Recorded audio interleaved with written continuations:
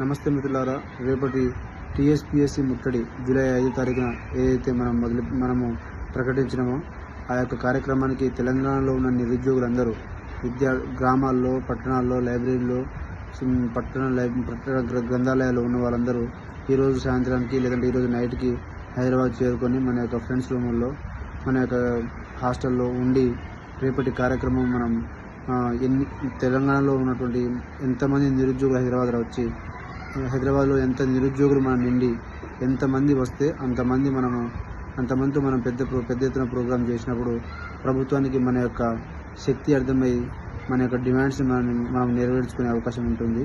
కాబట్టి DSC exam వేరు, group 2, group 3 exam వేరు, లేదంటే ఆర్టీసీ ఉద్యోగాలు వేరు, లేదంటే గ్రూప్ 1 ఉద్యోగాలు వేరు అని మనం వేరు చేయకుండా మనమందరం టీఎస్పీఎస్సీ ముట్టడి అనే ఒక కార్యక్రమం ఎందుకు పెట్టినామంటే అది మన యొక్క కోపాన్ని, మన యొక్క బాధని ప్రభుత్వాన్ని దృష్టికి తీసుకుపోవడానికి మాత్రమే. కాబట్టి ఈ ఉద్యోగం ఆ ఉద్యోగం అనేది కాదు. అన్ని ఉద్యోగాలు ప్రిపేర్ అయిన అభ్యర్థులు అందరూ మనం ఇంతవరకు కలిసి ప్రయాణం చేసినాం. ఇక మీద కూడా కలిసి ప్రయాణం చేస్తే మనం ప్రభుత్వం మెడలు వంచి మన యొక్క హక్కులను సాధించుకోవచ్చు. కాబట్టి ఈ యొక్క విషయాన్ని అర్థం చేసుకొని దయచేసి మీరు దీన్ని ఈ ఉద్యోగం ఆ ఉద్యోగం సపరేట్ అని అలా చూడకుండా ఒక యూనిటీతో ముందుకు పోయి మన యొక్క హక్కులను సాధించుకుందాం. అయితే ఇప్పుడు మనం ఎవరి జిల్లాలో వాళ్ళు, ఎక్కడ లైబ్రరీలో వాళ్ళు అక్కడ చేయకుండా హైదరాబాద్లో వచ్చి చేయటం వల్ల మన యొక్క స్ట్రెంత్ పెరిగి ఇక్కడ ఉన్నటువంటి పోలీస్ యంత్రాంగం యొక్క శక్తి అనేది తగ్గుతుంది. రైట్. ఇంకో విషయము, కాబట్టి మనం 30 లక్షల మంది ఉన్నామా, 24 లక్షల మంది ఉన్నామా, అందరికీ హైదరాబాద్లో ఎగ్జామ్ ఉందని అనుకొని అందరం హైదరాబాద్కి వచ్చి ఒకేసారి బయటకు వస్తే అది మనము దిల్సుఖ్ నగర్లో ఉన్నవాళ్ళు, దిల్సుఖ్ నగర్లో, ఎల్బీ నగర్లో ఉన్నవాళ్ళు, ఎల్బీ నగర్లో, అశోక్ నగర్లో ఉన్నవాళ్ళు, అశోక్ నగర్లో, ఇట్లా ఉస్మానియా యూనివర్సిటీలో ఉన్నవాళ్ళు, ఉస్మానియా యూనివర్సిటీ, ఇట్లా ఎట్లా కుదిరితే అట్లా మనము బయటకు వచ్చి మన యొక్క కోపాన్ని చూపిస్తే, మన యొక్క స్ట్రెంగ్త్ని చూపిస్తే ఈ యొక్క ప్రభుత్వం మనల్ని కంట్రోల్ చేయడం సాధ్యం కాదు. దాంతోపాటు ఇది ఎప్పుడు చేయాలంటే ఎప్పుడైతే టీఎస్పీఎస్సీ ముట్టడి దగ్గర మనం ఒకటి అనుకుంటున్నామో ఆ లొకేషన్ దగ్గర ఎక్కువ బలగం ఉండి మనల్ని కంట్రోల్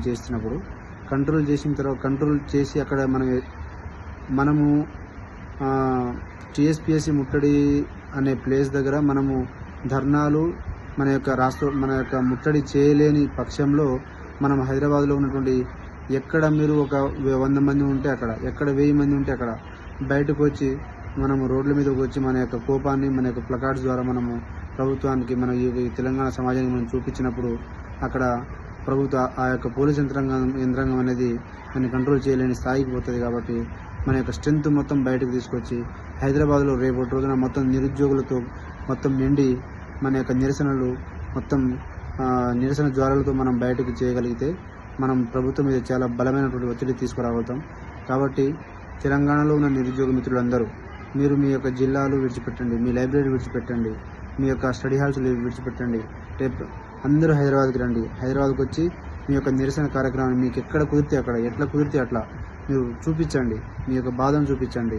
హైదరాబాద్లో ఉన్న నిరుద్యోగులకు నేను చెప్పేది ఏంటంటే మీరు రేపటి రోజున boycott study halls, boycott libraries, boycott మీరు ఎవరు కూడా బయటకు రాకుండా మీ రూమ్లోనే ఉండండి. లైబ్రరీకి వెళ్ళినప్పుడు మిమ్మల్ని తాళం వేసి అక్కడ కంట్రోల్ చేయడానికి అవకాశం ఉంటుంది. కాబట్టి లైబ్రరీ ఓపెన్ అయినా కూడా రేపు ఎక్కడ కూడా లైబ్రరీ మీరు వెళ్ళకండి, స్టడీ హాల్స్ వెళ్ళకండి, రూమ్లోనే ఉండండి. 10-11ంటికి ఆ టైంకి బయటకు వచ్చేసి మీ యొక్క ఎట్లా ఏ రకంగా మీ యొక్క బాధని మీరు ఎక్స్ప్రెస్ చేయగలుగుతారో ఆ విధంగా మీరు ఒక శాంతియుతంగా మనము చట్టానికి లోబడి ఈ ప్రభుత్వం మీద మనం పడుతున్న బాధని ఈ తెలంగాణ సమాజానికి, మరీ ముఖ్యంగా తెలంగాణ ప్రభుత్వానికి మనం తెలియజేయాల్సిన అవసరం ఉంది. కాబట్టి మిత్రులారా, ఇంకొక విషయం ఏంటంటే తెలంగాణలో ఉన్న రాజకీయ నాయకులకు, వివిధ సంఘాలకు, విద్యార్థి సంఘాలకు మీ అందరి యొక్క మద్దతు ఈ యొక్క పోరాటానికి కావాలని నేను కోరుకుంటున్నా. మనమందరం కలిసి ఈ యొక్క ఉద్యమాన్ని ముందుకు తీసుకుపోయినప్పుడు మనం ఈ నిరుద్యోగుల హక్కుల కోసం ఏదైతే మనము ఈ యొక్క ప్రయత్నం చేస్తున్నామో ఆ ప్రయత్నాల్లో మనం సఫలీకృతం అవ్వడానికి, విజయవంతం కావడానికి అవకాశం ఉంటుంది. కాబట్టి ఈ యొక్క విషయాన్ని అర్థం చేసుకొని అందరూ కలుసుకొని అందరూ ఆలోచన చేసుకొని అందరం ఒకే అడుగుతో ఒకే ఆలోచనతో ముందుకు పోదామని చెప్పేసి పిలుపునిస్తూ ఆశిస్తూ ఇట్లు మీ మోతీలాల్ నాయక్. జై తెలంగాణ, జై హింద్.